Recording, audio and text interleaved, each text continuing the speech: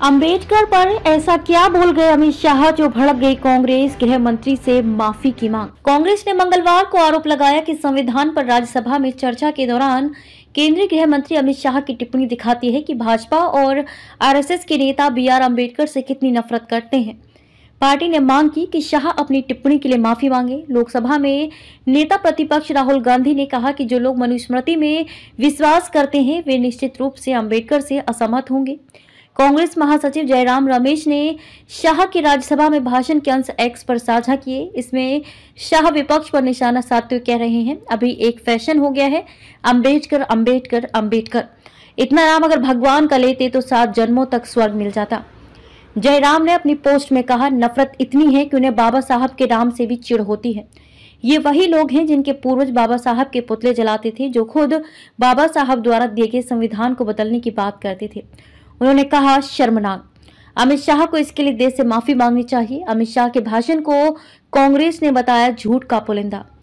केंद्रीय गृह मंत्री अमित शाह के राज्यसभा भाषण पर कांग्रेस सांसद जयराम रमेश ने कहा कि केंद्रीय मंत्री अमित शाह ने राज्यसभा में 90 मिनट तक भाषण दिया और अन्य भाजपा नेताओं ने भी भाषण दिया। लोकसभा में एक राष्ट्र एक चुनाव की बात हुई, लेकिन राज्यसभा में एक भाषण अनेक वक्ता की स्थिति रही। केंद्रीय मंत्री अमित शाह ने 90 मिनट तक झूठ बोला। ये सिर्फ कांग्रेस पार्टी पर हमला था, ये भाषण नहीं था। केंद्रीय गृह मंत्री अमित शाह ने राज्यसभा में विपक्ष के नेता का अपमान किया। केंद्रीय गृह मंत्री अमित शाह के राज्यसभा भाषण पर कांग्रेस सांसद प्रमोद तिवारी ने कहा कि केंद्रीय गृह मंत्री अमित शाह का भाषण झूठ का पुलिंदा था। दिग्विजय सिंह ने कहा, पीएम मोदी और अमित शाह की स्क्रिप्ट एक है। कांग्रेस सांसद दिग्विजय सिंह ने राज्यसभा में केंद्रीय गृह मंत्री अमित शाह के बयान पर कहा कि उन्होंने कई बातें पंडित जवाहरलाल नेहरू के बारे में कही हैं जिसे उन्होंने प्रमाणित नहीं किया। अगर हम ऐसी बातें करते तो अध्यक्ष हमसे प्रमाणीकरण के लिए कहते। वे लगातार झूठ शब्द का प्रयोग करते रहे, जबकि वो एक असंसदीय शब्द है। आगे कहा कि अनेक डबल इंजन सरकारों में मुसलमानों के साथ अन्याय हो रहा है। जब भाजपा कहती है सबका साथ, सबका विकास और सबका विश्वास, तो फिर किस प्रकार से लोगों को चुन चुन कर परेशान किया जा रहा है।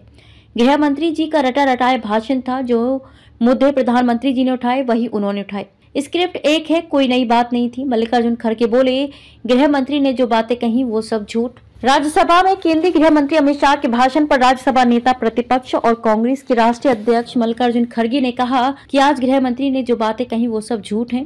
एक तरफ वे इंदिरा गांधी के लिए शोक संवेदना व्यक्त करते हैं और दूसरी तरफ वे रोज इंदिरा गांधी, नेहरू और गांधी परिवार को अपशब्द कहते हैं। वे सारी झूठी बातों के सहारे लोगों को गुमराह करने की कोशिश कर रहे हैं। देश को एक अच्छी शिक्षा दिखाने के लिए वे कभी नहीं बोलते हैं, इसलिए न कभी देश पर, न कभी जनता पर और न कभी युवाओं पर उनके भाषण का असर होगा। मुस्लिम पर्सनल लॉ से की तुष्टीकरण की शुरुआत, कांग्रेस पर बरसे शाह।